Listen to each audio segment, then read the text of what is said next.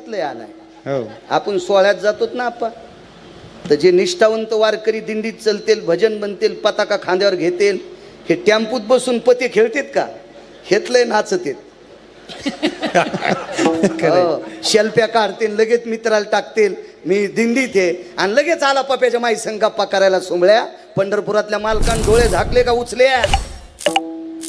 नाटकं नाहीत चालत इथं, अद्याप नाहीत नाटकं इथं. खरा परमार्थ पाहिजे. विठाला विठाला. परवाला आता कुंभ चालू आहे ना, हो आमच्या शेजारचं एक पोरग कुंभाला गेलं, दर्शन घेतलं, मारुतीरायाचं दर्शन घेतलं. मी मंदिरातच भेटलो म्हणून माझ्या पाया पडते. महाराज कुंभाला चाललो. म्हणलं बर बर. आणि गटोड्यात काय काय नाही म्हणला, 700 रुपयाची तंबाखू आहे. आणि म्हणलं इतकी कशाला? इतक्या गर्दीत तिथं भेटन का?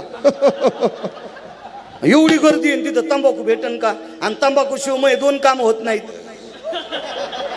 मी म्हणलं भडव्या हरामखोरा ना आलाय का? अरे कुंभ म्हणजे अमृतानं पवित्र झालेली 4 जागा आहेत. त्याच्यापैकी एक जागा महाराष्ट्रात नाशिक आहे. अमृतानं शुद्ध झालेल्या 4 जागा, आणि या 4 जागेमध्ये जर तू तंबाखू खाऊन थुकत असेल तर